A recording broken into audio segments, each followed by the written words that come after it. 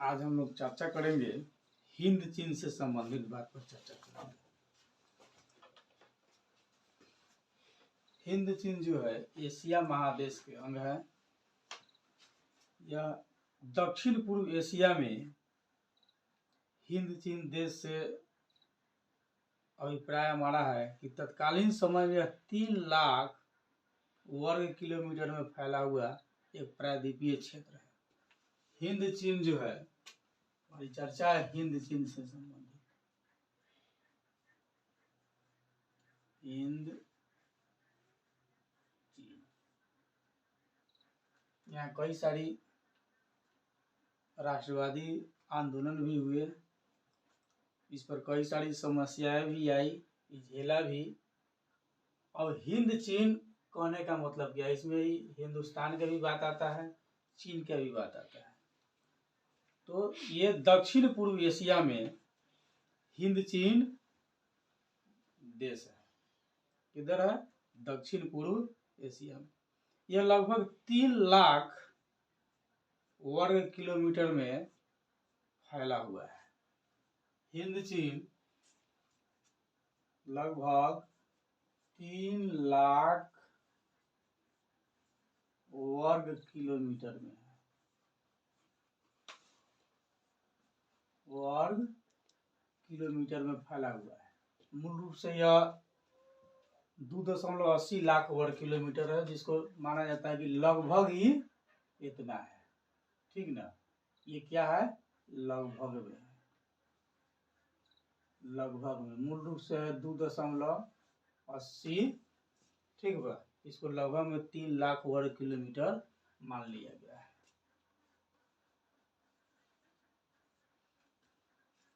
ठीक है।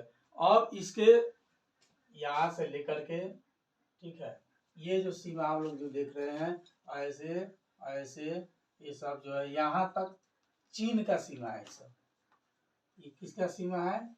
ये चीन का सीमा है। इस साइड में चीन है। भारत के उत्तर में भी चीन का सीमा है। अब हिंद चीन पर हम चर्चा करते हैं। यह क्या है कि दक्षिण पूर्व एशिया में लगभग 3 लाख वर्ग किलोमीटर में फैला हुआ एक प्रायद्वीपीय क्षेत्र है यह।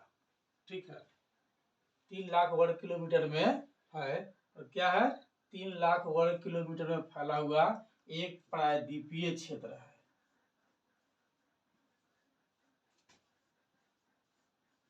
एक प्रायद्वीपीय क्षेत्र है यह। ठीक है, जिसमें आज के वर्तमान में जो है वियतनाम है, वियतनाम, लाओस और कंबोडिया है। ठीक है, वर्तमान में क्या है? वियतनाम, लाओस और कंबोडिया है। इसकी उत्तर सीमा में म्यांमार है। उत्तर में क्या है? म्यांमार है। ये लाओस है, ये रेखांकित अंग, ये वियतनाम है। ठीक है, और ये जो क्षेत्र जो बच गया यहाँ से लेकर के यहाँ तक, ये जो बच गया ये क्या है? ये कंबोडिया है। इसके उत्तर में कौन है? म्यांमार है। पश्चिम में कौन है? थाईलैंड है। ठीक है, म्यांमार के बगल में बांग्लादेश, भूटान। ठीक है, इसके बगल में भारत पड़ता है। इसकी उत्तरी सीमा म्यांमार और चीन को छूती है। तो म्यांमार, उसके बगल में चीन भी है। उत्तरी सीमा म्यांमार और चीन को छूती है। ये म्यांमार है, ये चीन का है। यानी कि लाओस, कंबोडिया और वियतनाम जो है लगभग 3 लाख वर्ग किलोमीटर में फैला हुआ एक प्रायद्वीपीय क्षेत्र है। वर्तमान में यह वियतनाम, लाओस और कंबोडिया का क्षेत्र है। इसके उत्तर में म्यांमार और चीन की सीमा फैला हुआ है। दक्षिण में चीन सागर है इसके, और पश्चिम में म्यांमार के क्षेत्र ही पड़ते हैं। पश्चिम में म्यांमार का क्षेत्र भी पड़ते हैं और थाईलैंड भी इसके पश्चिम में पड़ता है। पुराने समय में जो है एकदम पुराने समय से ही वियतनाम के एक शहर है तोंकिन, वियतनाम के तोंकिन और अन्नाम में पुराने समय से वियतनाम का 2 शहर है, ठीक है, इसके 2 शहर है, ठीक है, एक है तोंकिन,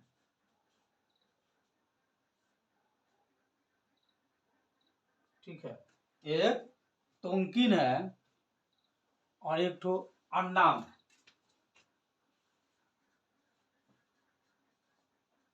अन्नाम 2 क्षेत्र है वियतनाम का। इस पर पुराने समय से ही तोंकिन और अन्नाम पर चीन का प्रभाव रहता था, यानी कि ये दोनों स्थान जो है वियतनाम का चीन के अंदर में रहता था। ये दोनों स्थान किसके अंदर में है? चीन के अंदर में है, चीन के अधीन में है। चाइना इस पर शासन करता है निरंतर। वियतनाम का 2 शहर तोंकिन और अन्नाम, जिस पर चीन शासन निरंतर करता रहता था। दोनों प्रांत कई शताब्दी तक चीन के अंतर्गत कार्यरत थे। जब चीन में कोई शक्तिशाली शासक होता था, जब कभी भी चीन में कोई शक्तिशाली शासक होता था, तब इन प्रांत को अपने कब्जे में ले लेता था। किसको?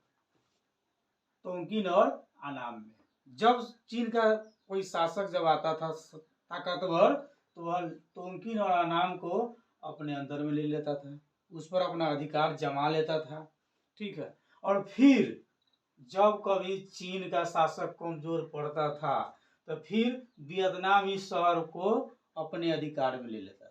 ऐसा वर्षों तक चलता रहा। जब चीन ताकतवर हुआ तो इस पर अपना अधिकार जमा लिया, जब चीन कमजोर पड़ गया तो फिर वियतनाम अपना अधिकार जमा लिया। यह प्रक्रिया निरंतर चलता रहा, लंबी अवधि तक चलता रहता था।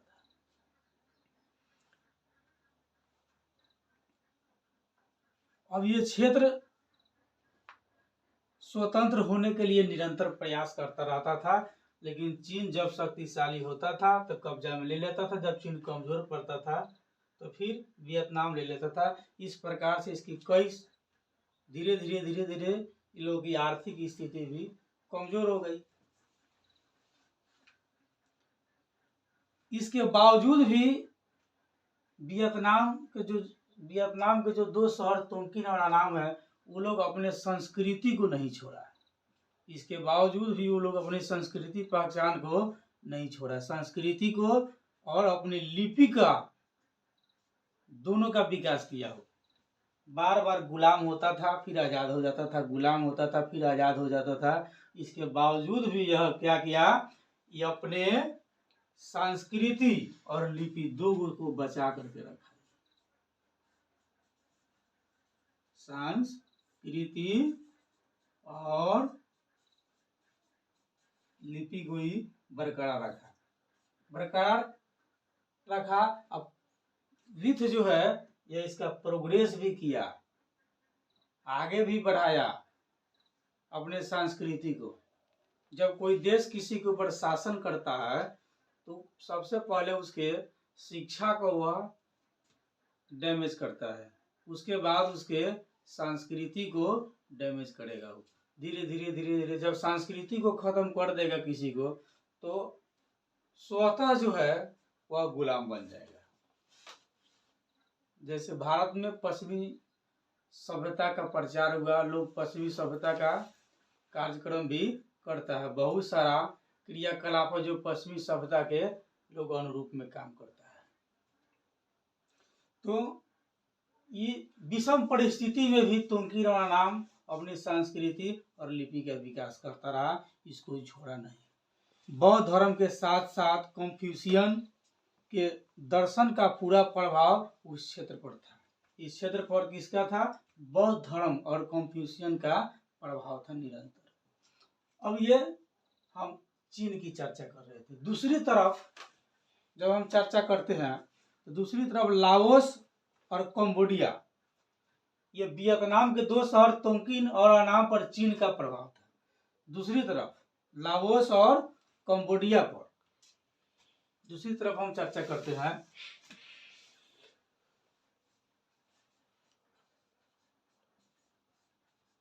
लाओस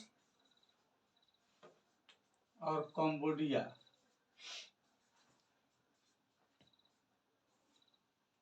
ये दो देश, इस पर भारत का प्रभाव था। ये लाओस और कंबोडिया पर भारतीय संस्कृति का प्रभाव था, ठीक ना। इस पर, इन दोनों देश पर किसका प्रभाव था? भारतीय संस्कृति।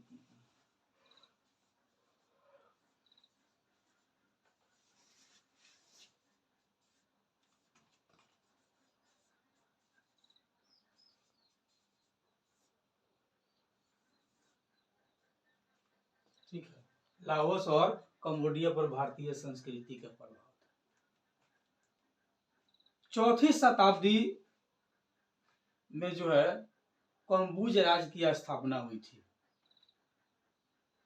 ठीक है, कम्बोज राज्य की स्थापना कब हुई? चौथी शताब्दी में हुई थी। ठीक है, चौथी शताब्दी में कम्बोज राज्य की स्थापना हुई थी, जहां का शासक भारत वंशीय था। जैसे वर्तमान में अभी ब्रिटेन का शासक भारत वंशीय है। ब्रिटेन का जो वर्तमान में जो प्रधानमंत्री बना कौन है? भारत वंशीय है। उस समय चौथी शताब्दी में जब कम्बोज राज्य की स्थापना हुई थी, उस समय वहां का शासक कौन था? भारत के वंशज थे। कम्बोज भारतीय संस्कृति का प्रधान केंद्र था उस जमाने में। उस जमाने में कम्बोज भारत के संस्कृति का प्रधान केंद्र था। चौथी शताब्दी में, यानी कि चौथी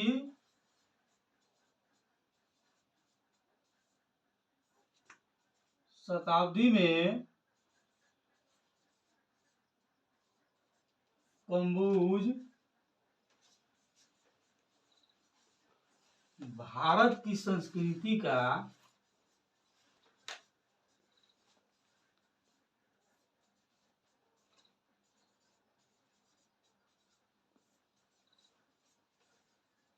प्रधान केंद्र था।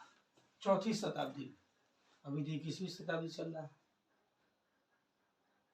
प्रधान केंद्र का मतलब है वो जहां से उस देश का संस्कृति जन्म लेता है, वो प्रधान केंद्र है।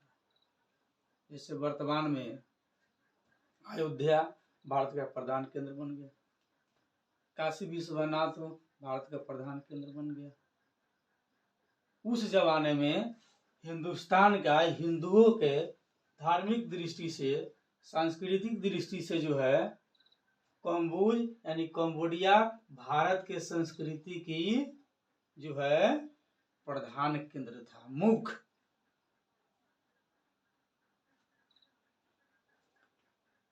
12वीं शताब्दी में जो है, वहीं पर 12वीं शताब्दी में 12वीं शताब्दी में वहां पर एक मंदिर बना। 12वीं शताब्दी में एक मंदिर बना जिसका नाम था अंकोर वाट मंदिर। अंकोर वाट मंदिर का निर्माण कब हुआ? 12वीं शताब्दी में।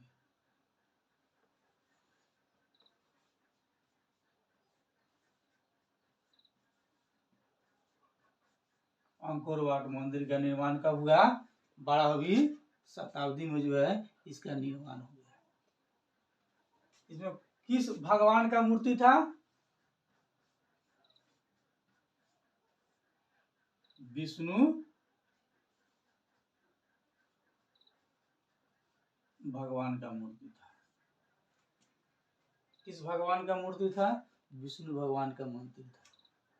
12वीं शताब्दी में अंकोर वाट मंदिर का निर्माण हुआ। उसमें किस भगवान का? विष्णु भगवान का प्रतिमा था उसमें। इसका निर्माण कौन करवाया था? राज सूर्य वर्मा द्वितीय ने। इसका निर्माण करवाया था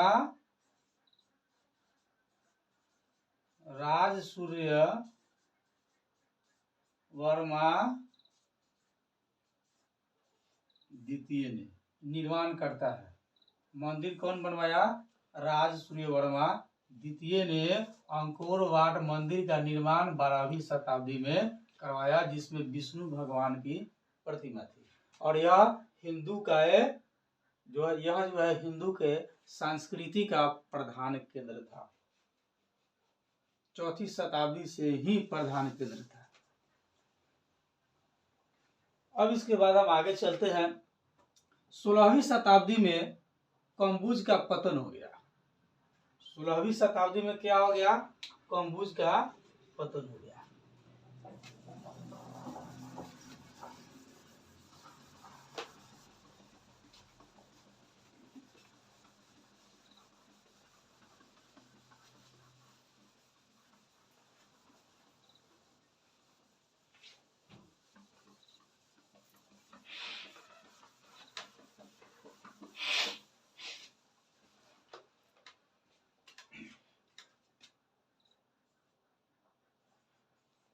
सोलहवीं शताब्दी में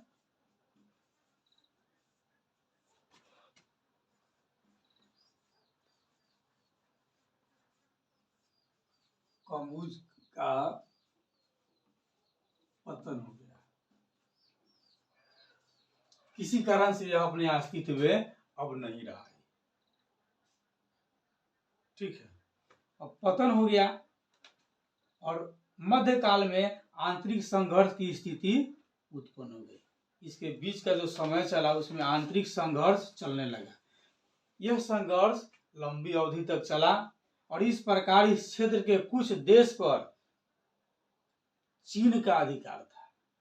इस प्रकार से इस देश के लाओस, कंबोडिया और वियतनाम के कुछ भाग पर हम लोग देख रहे हैं चीन का अधिकार था, कुछ भाग पर भारतीय संस्कृति का प्रभाव था। ठीक है, इस कारण जो है इसको हम क्या कहते हैं? हिंद चीन कहते हैं। इसी कारण इसको हम क्या कहते हैं? हिंद चीन कहते हैं। हिंद चीन के अंतर्गत कौन कौन देश आता है?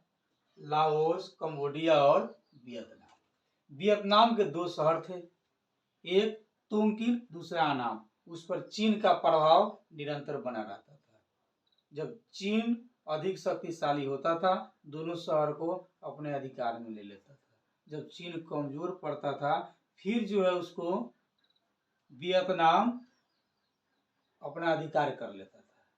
यह प्रक्रिया लंबी अवधि तक चलते रहा। ठीक है, उसके बावजूद भी वो लोग अपने संस्कृति और लिपि का विकास किया। दूसरी तरफ लाओस और कंबोडिया पर भारत की संस्कृति का प्रभाव था। 4वीं शताब्दी में जो है कंबोज भारत की संस्कृति का प्रधान केंद्र बन गया। तो हम लोग देखें कि हिंद चीन के अंतर्गत लाओस, कंबोडिया और वियतनाम आता है। तो वियतनाम के कुछ भाग पर चीन का अधिकार, लाओस, कंबोडिया पर भारतीय संस्कृति का प्रभाव, इसलिए इसे हम लोग हिंद चीन कहते हैं। इसलिए इसको हम क्या कहते हैं? हिंद चीन कहते हैं। हिंद चीन के अंतर्गत कौन कौन देश आता है? लाओस, कंबोडिया और वियतनाम। चीन का किस पर अधिक प्रभाव था? चीन के किस पर अधिक प्रभाव था? तो वियतनाम के 2 शहर थे, तोंगकिन और अनाम। भारत के संस्कृति का प्रभाव किस पर था? लाओस और कंबोडिया पर। यह हिंदू संप्रदाय का जो है, यह हिंदू धर्म के कह लीजिए प्रमुख केंद्र था। यहाँ पर भगवान विष्णु की मंदिर थी। थाईलैंड में भी बहुत सारे लोग हैं जो हिंदू समुदाय के भगवान राम को मानते हैं। कभी कभी हमारे यहाँ क्वेश्चन उठ जाता है धर्म से संबंधित जो विवादित बात लेकर के आ जाता है, जबकि मुख्य रूप से देखा जाए तो भारत की संस्कृति बहुत पुराना संस्कृति है। भारत में विभेदन हो जाता है, विभिन्न प्रकार के जाति संप्रदाय के लोग इस पर जो है मिलजुल करके कार्य करने की कोशिश नहीं करता है और संप्रदाय से संबंधित बात को लेकर के विवाद में आ जाता है, जबकि यह हकीकत नहीं। हकीकत तो यह है कि भारत की संस्कृति काफी पुरानी संस्कृति है। भारत ही नहीं, अन्य देश भी भारत की संस्कृति को मानता है।